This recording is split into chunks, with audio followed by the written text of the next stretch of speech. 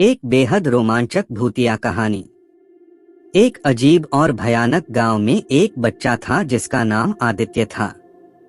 उसके पिताजी गांव के सरपंच थे और वहां का सबसे सम्मानित व्यक्ति भी। गांव में एक विशाल और भूतिया हवेली थी जिसे लोग सुंदरी देवी के नाम से जानते थे। पुरानी कहानियां यह कहती थीं कि उस हवेली में भूत होते हैं जो रात को लोगों को डरा देते थे। आदित्य के दोस्तों ने उसे उस हवेली में घुसने के लिए प्रेरित किया। बिना किसी डर के वह हवेली के अंदर चला गया।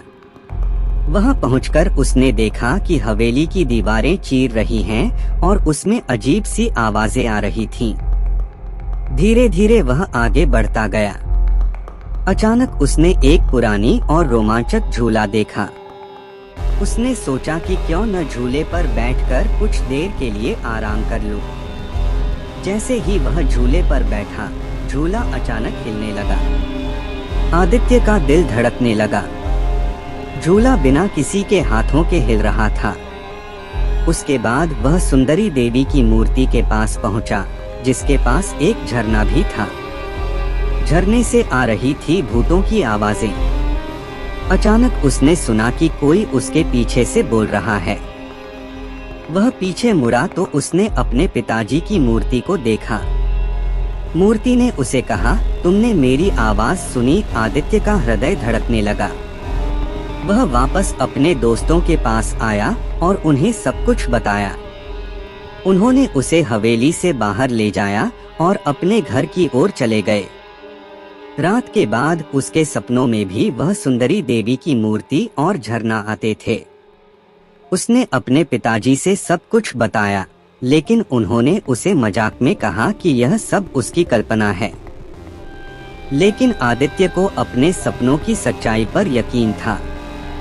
एक दिन उसने अपने दोस्तों के साथ फिर से हवेली में जाने का निर्णय किया।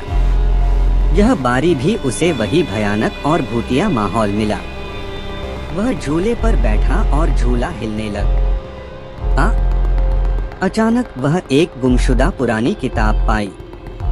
उसने उसे खोला और उसमें कुछ अजीब चित्र देखे। चित्रों में वह समझ नहीं पा रहा था कि क्या दिख रहा है, लेकिन फिर भी उसने उसे अपने साथ ले जाने का निर्णय किया। वह लौटने के लिए अपने घर की ओर बढ़ा, लेकिन रास्ते में वह खो गया। उसके दोस्तों ने उसे ढूंढने का प्रयास किया, लेकिन वह कहीं नहीं मिला। आदित्य के वापस न आने के बाद उसके पिताजी ने उसकी तलाश में गांव के हर कोने को चांदनी रात में ढूंढा, लेकिन उन्हें कोई सूचना नहीं मिली। कुछ सप्ताहों बाद आदित्य की लाश को हवेली के पास के झरने के पास मिला। उसकी लाश पर अनगिनत चोटें थीं और उसके चेहरे पर डर का अभिव्यक्ति था। आदित्य की मौत का कारण कोई नहीं जान पाया, लेकिन गांव वाले मानते थे कि उसका मौत सुंदरी देवी के क्रोध के कारण हुआ था। उनका मानना था कि वह भूतिया हवेली उसकी आत्मा को आकर्षित कर लेती है और उसकी मौत का कारण बनती है। वहां के लोग आज भी मानते हैं कि रात को सुंदरी देवी के हवेली से आने वाली आवाजें सुनाई देती हैं और वहां कोई नहीं जाता। आज भी आदित्य की लाश के पास के झरने के पास भूतों की आवाजें सुनाई जाती हैं।